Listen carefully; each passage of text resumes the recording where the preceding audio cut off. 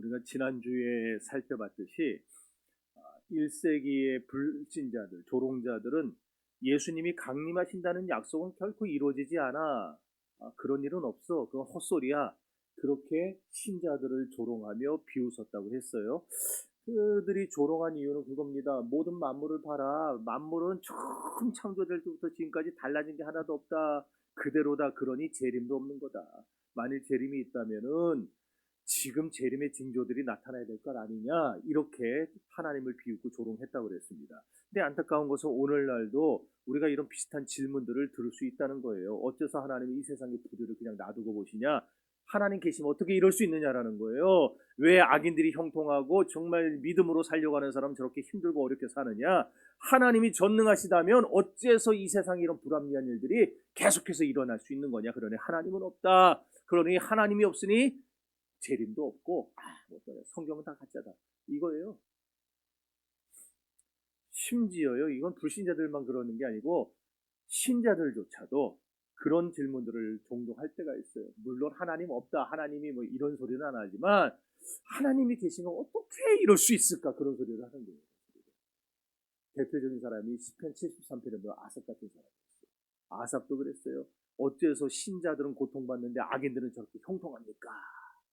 이게 어찌 된 일입니까? 그러면서 아삽도 그때 막 자기 믿음이 흔들렸다 그랬습니다. 우리는 이제 오늘 본문을 통해서요, 하나님의 백성들이 붙잡아야 될 세 가지 중요한 내용들, 중요한 진리들을 이제 생각해 보려고 해요. 첫 번째 우리가 생각해 봐야 될 것은요, 하나님은 사람이 아니셔요. 그렇기 때문에 시간의 한계에 갇히지 않습니다. 좀 이야기 어렵겠지만 자, 3장 8절부터 먼저 읽어봅시다.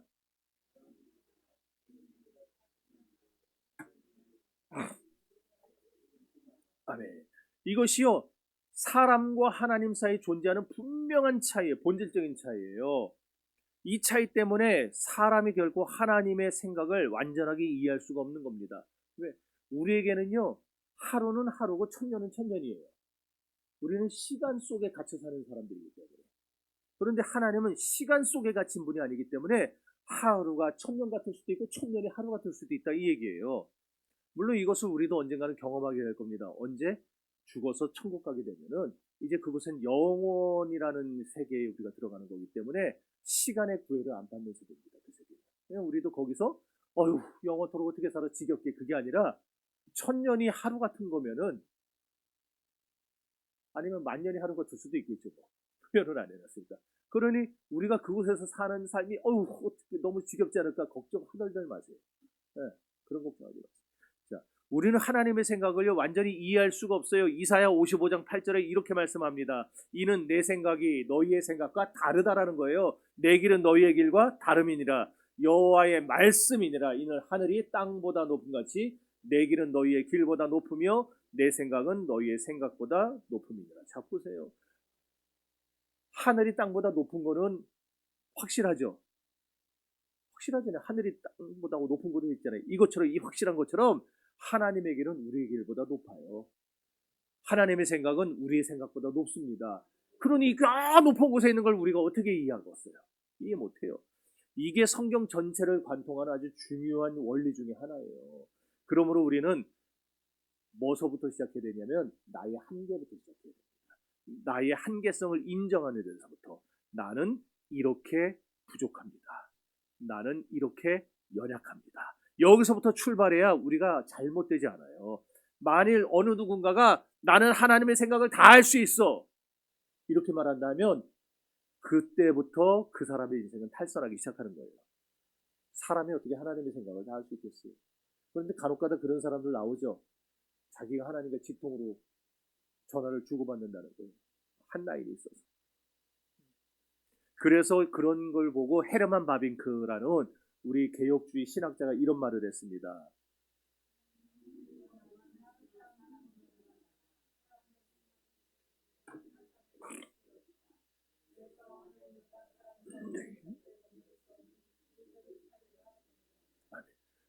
하나님과 우리 사이는요 건널 수가 없어요. 건널 수가 없어요. 아브라함이 누가복음 19장 몇 장이에요 거기. 아브라함이 나사로와 그 부자, 그 비유에서 그러잖아요. 너와 나 사이에는 큰 구렁이 있어. 여기서 걸로 건너갈 수도 거기서 우리한테 건너올 수도 없다.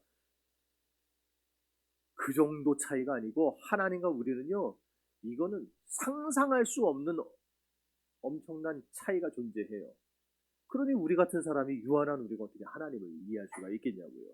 생각해 보세요. 하나님은 하늘에 계시고 우리는 땅에 있고 이것부터가 본질상 무한한 차이가 생길 수밖에 없는 겁니다. 또 우리는 하나님이 보시는 것처럼 사건을, 사람을, 사물을 한 방에 볼 수 있는 능력이 없어요. 무슨 얘기냐? 베드로가 오늘 한 얘기 잘 들어보세요. 주께는 하루가 1000년 같고 1000년이 하루 같다. 이 말은 하나님은 1000년도 하루로 한 번에 보시는 분이라는 거예요. 그러니까 이걸 다른 말로 하면 하나님께는 과거도 없어요. 미래도 없어요. 오로지 하나님께 뭐만 있냐? 현재만 있는 거예요. 현재만. 현재만. 그리고 하나님은 모든 걸 다 현재로 보시는 분입니다. 우리는 과거로 보고 현재로 보고 미래는 아직 경험하지 못했으니까 못 보고 이거지만 하나님은 과거와 현재 미래를 다 한 방에 보세요. 이걸 조직신학에서는 시간의 통속성이라 그렇게 말을 하는데 어쨌든 이게 하나님과 우리의 본질적인 차이라는 거예요. 그러니까 우리는 하나님을 우리의 시간 속으로 끌어들여 가지고 하나님도 우리처럼 시간의 제한을 받고 시간의 한계 속에 갇힌 것처럼 생각하는 그런 시도를 해서는 안 되는 겁니다. 하나님은 시간에 안 계세요. 시간 속에 갇히지를 않아요. 시간을 초월해 계신 분입니다. 시간에서 벗어나 계신 분이에요. 이렇게 하나님은 시간을 벗어나 계시고 초월하고 영원하시기 때문에 하나님께는 1000년이 하루 같을 수도 있고 하루가 1000년 같을 수도 있다는 이 말이 나오게 된 겁니다. 그러므로 여기서 우리가 근데 여기서 실수하지 말아야 될 것은 비록 하나님이 시간을 초월해 계시는 분이긴 하지만 여전히 시간 안에서 활동하시는 분이라는 거예요. 무슨 얘기냐? 시간을 처음 만드신 분이 누굽니까? 하나님이 만드셨잖아요. 1년, 사시와 연한을 만들어 놓으시고 계절을 만들어 놓으시고 24시간을 해와 달을 만들어서 24시간을 만들어 놓으셨어요. 시간을 만들어서 시간이 시작되게 하신 분이 하나님이세요. 그러니까 하나님은 시간 밖에, 시간 안에 안 계시고 시간 밖에서 존재하시지만 그런데 또 하나님은 시간 안에서 활동하세요. 어려워요? 네, 안 어렵죠? 예. 따라서 이게 왜 중요하냐면은 18세기에 자유주의자들이 있었는데 이 사람들이 무슨 말을 했느냐? 하나님은 세상을 만들어 놓고 간섭을 안 하셔서 팔짱 끼고 니들 맘대로 살아 이렇게 하셨다라는 거예요. 왜? 하나님은 시간 밖에 계신 분이니까. 인간의 시간 속에 안 계시니까. 인간에게 간섭도 안 하시고 참견도 안 하시고 어떤 것도 섭리도 안 하시고 만들어 놨으니 니들 알아서 살아 그랬다라는 거예요. 아니에요. 그건 굉장한 잘못입니다. 하나님은 시간 밖에 계시지만 그러나 언제나 우리의 시간 속으로 들어오셔서 우리와 함께하고 계십니다. 네. 성경을 보면은 자세히 알 수가 있어요. 하나님이 세상을 창조하셨고요. 그때부터 역사가 시작됐죠. 인간이 타락했을 때 하나님이 간섭하시기 시작합니다. 타락했을 때 가만 놔두시질 않았어요. 찾아오셔서 아담아 내가 어디 있느냐. 아담을 찾아 그에게 무화과 나무 잎을 베끼고 가죽으로 옷을 해 입히시고 또한 제사 제도를 가르쳐 주시고 인간의 역사 속에 들어오셔서 간섭하셨어요. 그리고 예수님이 오실 때도 보면 예수님은요 마침내 때가 참에 세상에 오셨어요. 갈라디아서 1장 4절인가요? 때가 참에 여자에게서 아들이 나게 하시고 예수님이 때가 참에 세상에 이렇게 하나님은 시간을 초월해 계시지만 여전히 시간 속에서 우리와 함께하며 우리에게 역사하시는 분이다. 그 얘기입니다. 그래서 나아가서요 베드로는요 때와 시기와 기한에 대해서는 지나치게 관심 갖지 말아라 그런 말을 합니다. 우리는요 종말에 대해서는 관심을 가져야 되겠어요? 안 가져야 되겠어요? 가져야 됩니다. 한국교회 교인들이 오늘날 현대교인들이 많이 취약한 게 종말에 대한 생각을 잘 안 해요. 천국과 지옥에 대한 생각을 잘 안 합니다. 그런데 우리는 이제 지금 마지막 때를 살아가고 있기 때문에 종말에 대해서 우리는 생각을 해야 돼요. 관심을 가져야 돼요. 그러나 종말에 대해서 관심은 가져야 되지만 종말의 때와 시간이 언제일까 그래갖고 그걸 계산해서 몇 년, 몇 월, 며칠 요런 짓은 하지 말아야 됩니다. 우리는 주님이 다시 오실 날을 고대하며 기다리면 되는 것이지 우리의 계산법대로 그때를 계산해보고 알아맞히려 드는 순간 우리는 심각한 혼란에 빠지게 되는 거예요. 이게 역사가 증명하는 거예요. 여러분 18세기 말에 유럽인들은요 나폴레옹을 적그리스도라고 그랬어요. 자, 적그리스도가 나타나면 이제 어떻게 됩니까? 곧 주님의 재림이 오는 거예요. 그래서 18세기 초에 그냥 나폴레옹이 적그리스도이기 때문에 이제 곧 주님이 재림할 거라 그랬어요. 근데 나폴레옹이 적그리스도였어요? 아니잖아요. 결국 잡혀서 유배당해서 죽죠. 20세기 초에는요 1차 세계대전을 종말의 시작이라고 여겼어요. 이제 세상은 종말이 오는구나. 근데 종말 안 왔죠? 20세기 중엽에는요 1940년대에 무솔리니, 히틀러 들어보셨을 거예요. 이 사람들을 적그리스도라 불렀습니다. 자, 그러니 또 다시 2차 세계대전 때에 사람들이 어떤 생각을 하겠어요? 이제 곧 재림이 있겠구나 그랬죠. 근데 아니에요. 이게 다 왜 이런 문제가 생겨나요? 종말의 기한을, 때와 기한을 사람의 계산법으로 알아맞추려고 드니까. 예수님은 마태복음 24장 36절에서 분명하게 말씀하셨습니다. 그날과 그때는 아무도 모르나니 하늘의 천사들도 아들도 모르고 오직 아버지만 아시느니라. 주님만, 하나님만 아세요. 그러므로 저와 여러분은 언제나 우리는 주님을 깨어서 기다리면 되는 거예요. 주님이 오실 날이 2040년도 몇 년, 며칠일까? 그딴 거는 할 필요가 없어요. 그딴 거는. 미국에 윌리엄 밀러라고 하는 사람이 있었어요. 1884년 10월 22일 날 예수님이 재림하신다고 예언을 했습니다. 사람들이 어마어마하게 그 사람에게 몰려갔어요. 종말의 날이 이제 10월 22일이 가까울수록 사람들이 이제 직장도 관두고 농사도 관두고 다 거기 모여가지고 그냥 막 거기서 재림을 준비한 겁니다. 근데 그날 10월 22일 날 아무 일도 안 일어났습니다. 우리나라도 그런 예가 있었죠. 이장님 씨가 다미성교회를 만들고 다가올 미래라는 거예요. 다가올 미래 성교회 만들고 1992년 10월 28일 날 재림이 일어난다 그랬어요. 그래서 그때 SBS는 없었고 MBC하고 KBS 1, 2하고 막 아무튼 그 외에 또 뭐가 있었더라 그때. 방송사들 막 신문 기자들 난리가 났었어요. 막 거기 가가지고 12시까지 이제 12시가 다 옵니다. 기억나실 거예요. 특별들이 자 이제 무슨 일이 일어날지 모르겠습니다. 진짜 예수님이 재림하실지 막 그랬다니까요. 거기 막 방안을 비춰주는 예배당 안을 비춰주는 사람들 막 진짜 정신 나간 사람들 같았죠. 막 그냥 막 이러면서 막 자 근데 12시가 땡 지났어요. 주님 재림했습니까? 근데 그때 이장님이가 뭐라 그랬는지 알아요? 지금 전화가 왔는데 예수님한테 전화가 왔는데 한 1시간 정도 늦는다 그러더라고요. 미친놈이죠 그거. 결국 그날 아침 꼴딱 다 샜는데 예수님은 안 오셨어요. 벌써 기자들은요 1시 딱 되니까 다 떠나버렸습니다. 그때 이후로 그때까지 한국 기독교가 막 초고속 성장을 하고 있었는데 그때 이후로 기독교가 꼬꾸라지기 시작한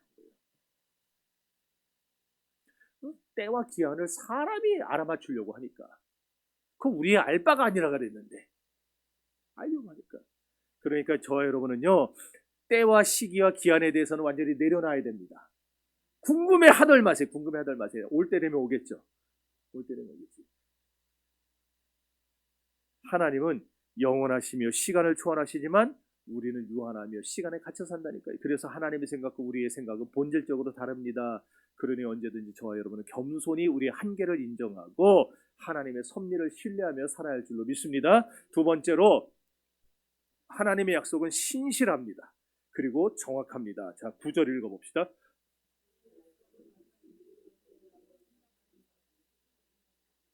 아멘. 하나님 안에 있는 것은요 그 어떤 것도 의롭지 않은 게 하나도 없습니다. 세상에 일어나는 모든 일들 중에 또 하나님과 관계되지 않은 것도 하나도 없습니다. 하나님의 약속은 절대적이에요. 확실합니다. 분명합니다. 이게 뭘 보증해 주느냐? 하나님은 한번 약속한 것은 반드시 이행하신다라는 걸 보증해 줘요. 왜? 하나님은 확실하신 분이고 신실하신 분이고 분명하신 분이니까. 약속한 건 반드시 이루시는 분이에요. 사람은 약속했던 것도 깨기도 하는데 하나님은 절대 우리와 약속한 것을 깨지를 않습니다. 하나님의 의로우심은 변하지를 않아요. 모호하지를 않아요. 하나님 말씀하신 그대로 행하십니다. 그래서 존 머레이라고 하는 신학자는 이렇게 말합니다. 읽어봅시다.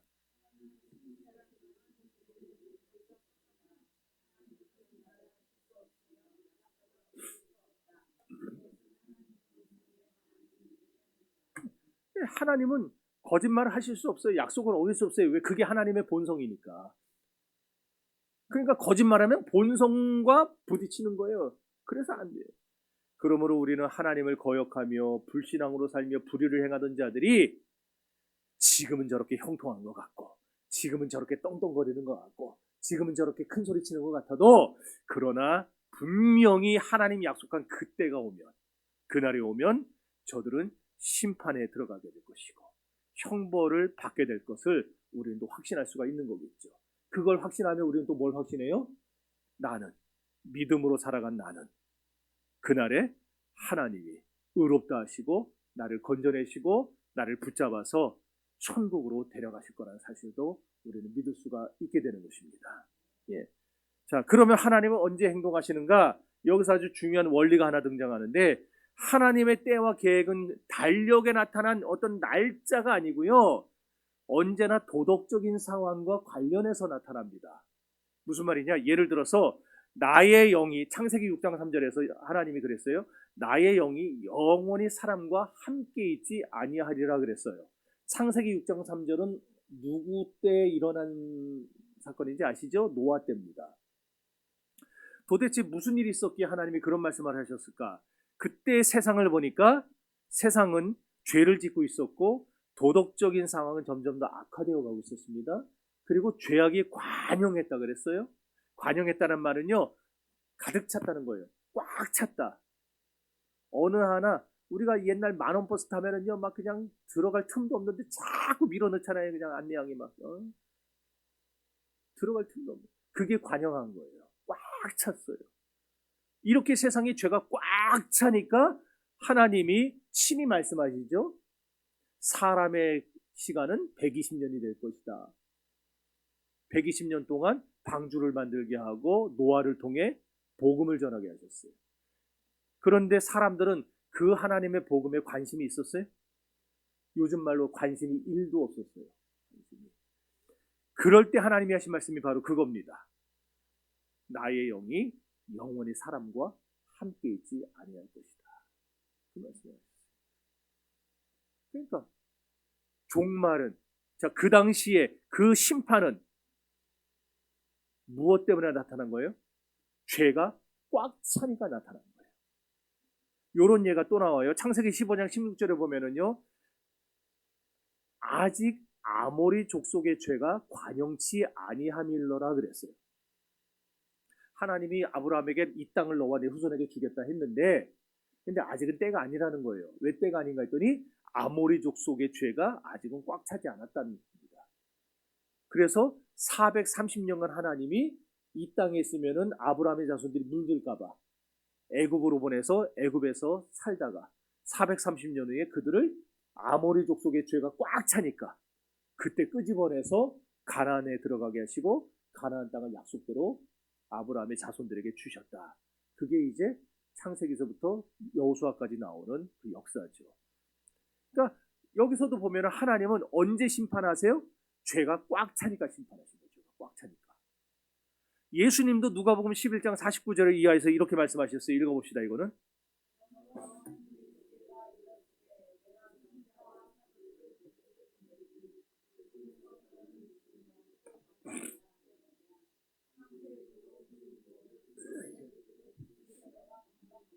아멘. 자, 저기 보면 창세 이후로 흘린 모든 선지자의 피. 저 말은 뭐예요? 지금 죽은 선지자들이란 얘기예요? 옛날에 죽은 선지자들이란 얘기예요? 옛날에 죽었죠? 옛날에 선지자들이 많이 죽었어요. 그렇죠? 많이 죽었어요. 근데 그들을 죽였을 때, 그 사람들이 그들을 죽였을 때 하나님이 그 죄값을 그들에게 바로바로 갚은 게 아니고 그들의 피를 어느 세대가 담당해요? 2세대가. 2세대가. 그건 뭐예요? 그러니까 하나님이요, 벌이 곧바로 나타나는 게 아니고 죄악의 정도가 어느 수준에 다다랐을 때에, 꽉 찼을 때에 하나님의 심판이 나타난다. 그 얘기를 지금 하고 있는 거예요. 지금 그러니까 창세기에서도 계속 동일한 사상들이 지금 나타나고 있죠. 마태복음 24장 14절에도 보면 이 천국 복음이 모든 민족에게 증거되기 위하여 온 세상에 전파되리니 그제야 끝이 오리라 그랬어요. 이 천국 복음이 온 세상에 전파되리니, 지금 복음이 온 세상으로 지금 전파되고 있는 중이죠. 근데 거의 다 됐어요. 지금 아직 지구상에 있는 종족들, 자기 언어가 있고 있는 종족들 가운데 성경을 가지지 않은 종족은요, 이제 3%인가 4% 남았다고 그러더라고요. 모든 민족이 거의 다 이제 성경 번역을 다, 그 열심을 누가 거의 다 한 줄 알아요? 한국 선교사들이. 아주 징그럽게 열심들이에요. 이제 거의 모든 민족의 언어로 성경이 다 번역이 됐어요.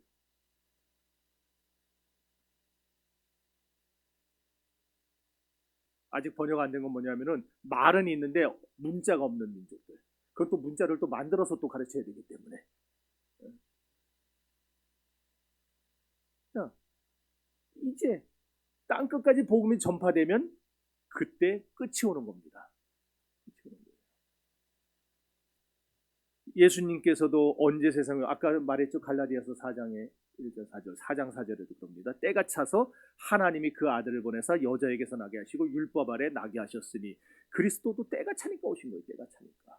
그러니까 모든 것은 우리의 시간에서 우리가 계산해서 막 이렇게 하나님의 심판이 일어나고 재림이 일어나고 하는 게 아니라 하나님이 정하신 때에 이루어지는데, 하나님이 정하신 때는 언제냐?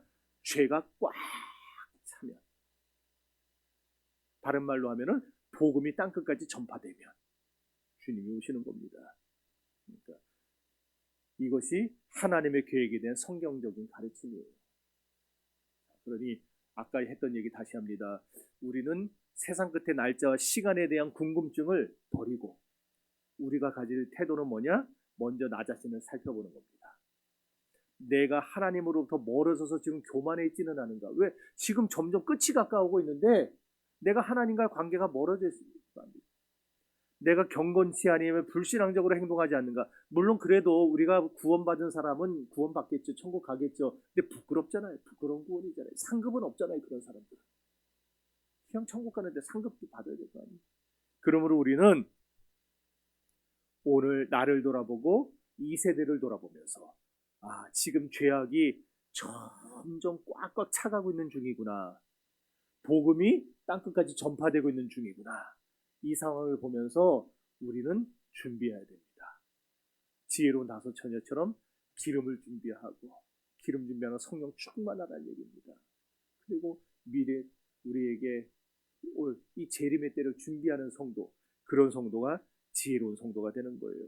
그러니까 성도 여러분, 우리가 그리스도인이라는 사실 때문에 세상에서 현재는 고통당할 수 있습니다. 불신자들이 우리를 비웃고 조롱할 수 있습니다. 그래서 그 순간만큼 마치 세상이 우리를 이긴 것처럼 보일 수도 있어요. 그러나 지금 우리가 살아있다는 사실이 확실하고 분명한 것처럼 그날이 오면 불경건하고 불의한 자들이 온갖 변명을 다해도 소용없는 심판의 날은 분명히 오게 될 것입니다.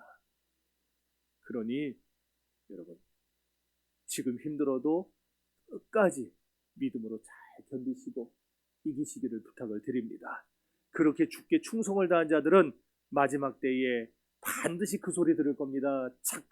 잘하였도다. 착하고 충성된 종아, 내가 작은 일에 충성하였으니 내가 많은 것으로 내게 맡기리라. 우리는 그 얘기를 들어야 할 것입니다. 주님은 의로우시고 더디지 않으십니다. 하나님 안에선 더딘 것이 없어요. 하나님은 정확한 때에 오실 것입니다. 아셨죠? 왜? 신실하신 분이니까. 자, 세 번째로, 하나님은 오래 참으시는 분이에요. 그럼 왜 더디냐? 왜 더디냐? 자, 3장 10절 읽어봅시다.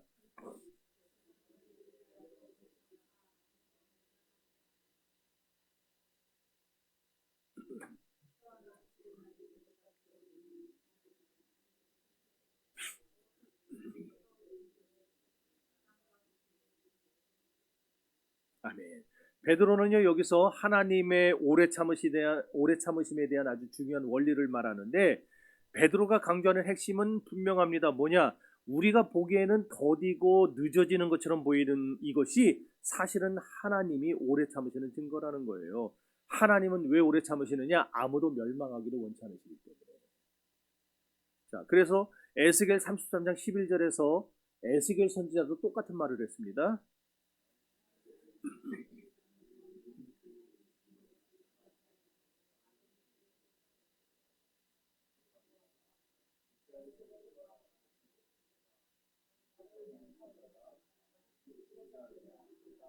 아멘. 여러분, 나는 악인이 죽는 것을 기뻐하지 아니한다. 도리어 악인이 그 길에서 돌이켜 떠나 살아나는 걸 하나님 기뻐하시는 분입니다. 여러분, 하나님의 뜻이면 무엇이든지 다 이루어지지 않습니까? 그렇죠? 그러면서 베드로는요, 하나님께서 아무도 멸망치 않고 다 회개하게 이르기를 원하신다, 이 말씀을 하신 거예요. 불경건한 자들이라고 하나님 죽기를 바라지 않습니다. 제가 간혹 가다가 그런 저기를 하죠. 아유, 저 중국 놈들하고 일본 놈들은 그냥 싹 다 그냥 제가 하는 소리고, 우리 하나님은 저하고 같지 않으니까. 하나님은 일본 사람도 중국 사람도 저 북한도 회개하고 하나님 앞에 돌아오기를 기다리는 분이지, 하나님은 그냥 에이 싹 다 죽어버려라 이런 분이 아니라는 거예요. 그게 바로 하나님의 심판이 지연되고 있는 것처럼 보이는 이유예요. 아시겠죠? 노아 홍수를 생각을 해보세요. 홍수 이전 사람들이 그렇게 악했음에도 불구하고 하나님이 무려 120년을 기다려주시잖아요. 징그럽게도 오래 기다리시잖아요. 그러면서 노아에게 계속 전하게 하신 거예요. 소돔과 고모라도 생각을 해보세요. 하나님께서 그 성을 멸망시키시기 전에요, 오래오래 참으셨어요. 오래오래. 심지어 아브라함의 그 터무니없는 중보기도, 하나님 50명, 40명, 30명, 20명, 50명, 45명, 40명, 30명, 20명, 10명 이거 갈 때까지 그 터무니없는 기도도 하나님은 들어주세요. 왜 들어주셨겠어요? 아브라함 말대로 10명만이라도 구원받고 좀 돌아왔으면 좋겠다. 그게 하나님의 마음이라는 거예요. 그러니 여러분의 가정, 여러분의 식구들, 여러분의 부모들, 여러분의 자녀들, 하나님이 그들이 망하기를 원하시겠습니까? 하나님은 돌아오길 기다리는 거예요. 그래서 기다려주시는 거예요. 그래서 지금이 바로 그 기다려주시는 때예요. 그래서 고린도서 12장이 보라 지금은 구원받을 만한 때에 보라 지금은 은혜의 날이 되는 거예요. 지금이 마지막 기회입니다. 마지막 기회. 이게 바로 하나님의 오래 참으심이에요. 이스라엘 백성들도 생각해 보세요. 그들이 하나님을 비웃고 경멸하고 막 멀리 했지만 하나님은 끊임없이 선지자들을 보내주시잖아요. 역대하 36장 읽어보세요.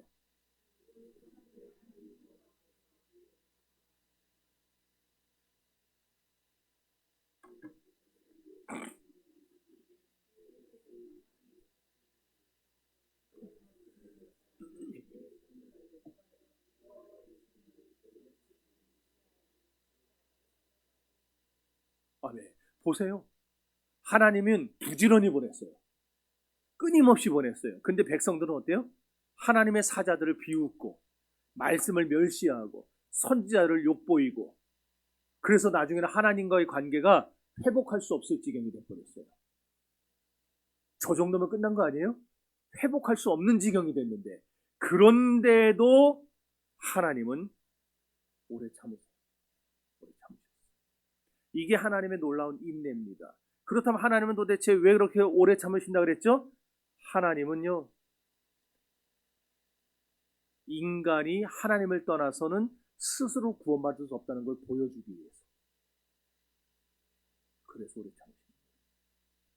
그렇습니다.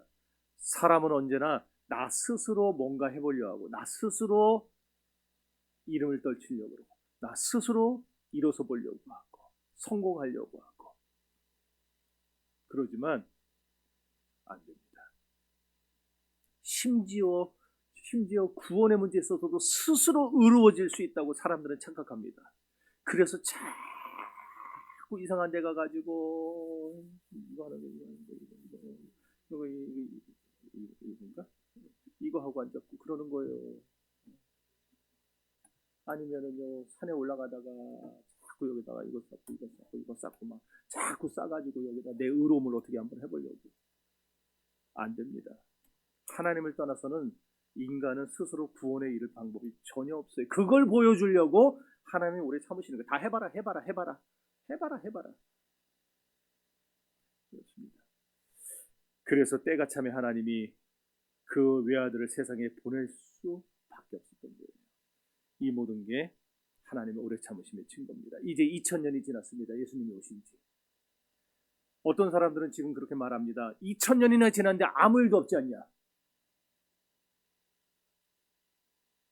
결국 종말은 없다. 아닙니다. 오래 참아주시는 것뿐이에요.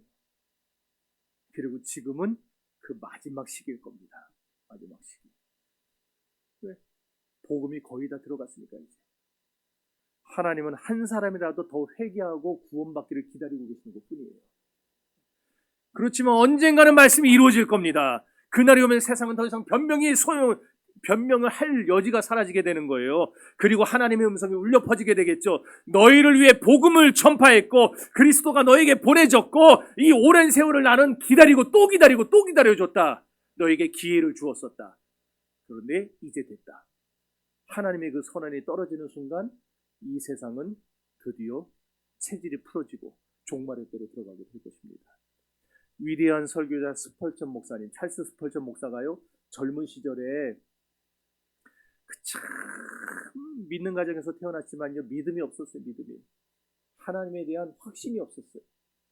그래서 막 친구들 만나가지고 방탕한 생활을 즐기고 마음속에는 교회는 나가긴 하는데 하나님은 진짜 있는지 없는지도 잘 모르겠고 내가 왜 이 생활을 해야 되는지.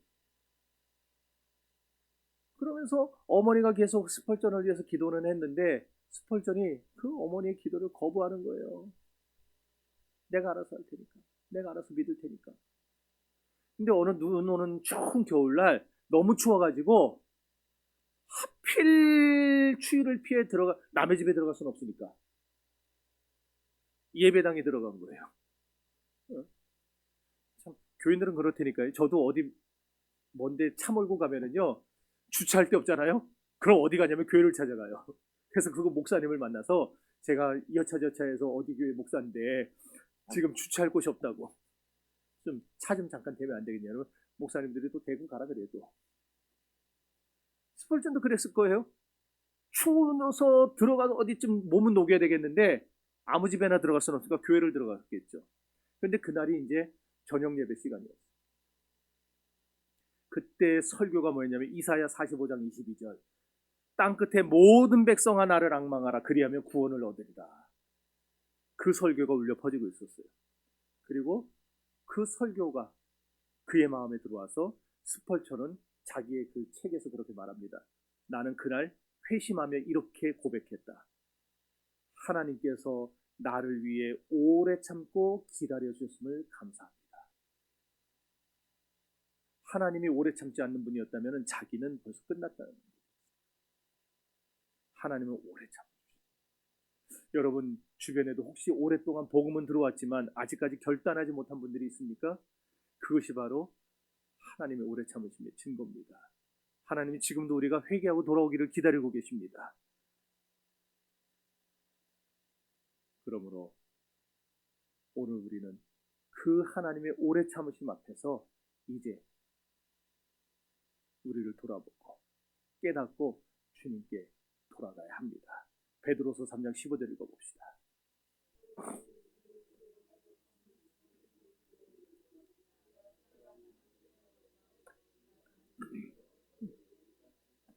아멘. 그러니까 믿으세요. 하나님이 지금 오래 참아주고 계세요. 여러분 자녀를 오래 참아주고 계세요. 여러분의 남편을 오래 참아주고 계세요. 그럼 뭐예요? 오래 참는 게 구원하시려고 오래 참아주는 거예요. 구원하시려고. 할렐루야. 구원하시려고. 버릴 것 같았으면 오래 안 참습니다. 버릴 것 같았으면 벌써 버렸지. 오래 참아주세요. 성도 여러분, 하나님은 이와 같이 죄인을 즉시 심판하지 않으시고 회개할 기회를 주세요. 그러나 이것이 하나님의 공의를 포기하는 건 아닙니다. 오히려 최종적인 심판을 위해 지금 더 큰 증거를 쌓아두는 거예요. 그러니까 지금 빨리 돌아오는 게 중요한 거예요. 오래는 참아주고 있는데 만약에 오래 참는 것을 이용해 먹으면서 나중에 그러다 막상 딱 정확하게 하나님의 때가 지나버리면 그땐 더 이상 기회가 없는 거예요. 그때는 하나님이 지금까지 오래 참으며 긍휼로 사랑으로 참아주셨지만 그때는 하나님의 공의의 심판이 기다리는 겁니다. 아시겠죠? 그러니까 인내에는 끝이 있어요. 주의 날은 반드시 옵니다. 그리고 그날은 도적같이 예기치 않은 때에 찾아오게 될 것입니다. 노아 때에도요, 사람들은 홍수가 오기 전까지 먹고 마시고 장가들고 시집가고 하다가 홍수가 자기들을 멸하기까지 깨닫지 못하더니 그랬어요. 롯의 때에도 유황불이 떨어질 때까지 그 사람들은 자기들에게 멸망이 다가왔다는 사실을 깨닫지를 못했습니다. 그러므로 우리는 하나님의 오래 참으심을 내가 회개하지 않아도 된다는 핑계거리로 삼아서는 안 되는 거예요. 그거야말로 하나님의 오래 참으심을 멸시하는 행위가 되기 때문입니다. 그럼 이제 우리는 어떻게 살아야 되겠습니까? 첫째는 겸손하게 살아야 됩니다. 우리의 한계를 인정하고 하나님의 섭리를 신뢰해야 됩니다.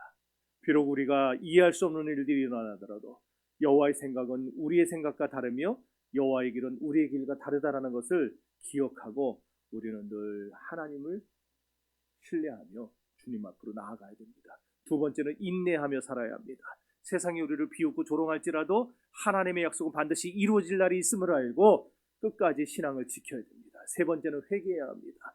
하나님의 오래 참으심을 죄 가운데서 머물러 있을 핑계로 삼아서는 안 되고 지금이 바로 절호의 기회라는 걸 알고 지금 아직 구원받을 만한 때에 아직 은혜의 날에 주님 앞으로 나와야 할 것입니다. 네 번째는 깨어 있어야 됩니다. 주의 날은 도적같이 올 것입니다. 그러니 우리는 준비되어 있어야 됩니다. 매일매일을 살아가면서 주님 앞에 살아가면서 재림을 사모하며 기다리는 성도, 그런 성도가 하나님 앞에 지혜로운 성도입니다. 예수님이 사마리아를 지나가실 때 사마리아 사람들이 자기들 땅 통과하는 걸 막았었어요. 그랬더니 그때 야고보와 요한이 승질머리를 막 화를 내면서 그렇게 예수님께 말을 합니다. 주여, 우리가 하늘로부터 불을 명해서 저놈들을 싹 다 태워버릴까요? 그랬어요. 그때 예수님은 이렇게 말씀하십니다. 인자가 온 것은 사람의 생명을 멸하려 함이 아니요 구원하려 함이로다. 이것이 바로 우리 주님의 마음입니다. 주님은 멸하러 오신 분이 아니라 구원하러 오신 분입니다. 주님의 약속은 더딘 것이 아닙니다. 아무도 멸망에 이르기를 원치 않기 때문에 오래 참아주시는 것뿐입니다. 그러므로 우리는 이 하나님의 섭리에, 이 하나님의 오래 참으심에 굴복하면서 그러나 언제까지고 이 날이 계속될 거라는 착각은 하지 마시고 지금 기회 있을 때에 우리는 하나님의 자비하심에, 하나님의 오래 참으심에 복종해야 할 것입니다. 지금도 하나님 우리를 기다리고 계십니다. 그분의 음성을 듣고 마음의 완악함을 내려놓으시고 주님의 손을 붙잡는, 그래야 구원의 세계로 들어가는 저와 여러분들 그리고 여러분의 모든 가족들이 되시기를 주의 이름으로 축원합니다.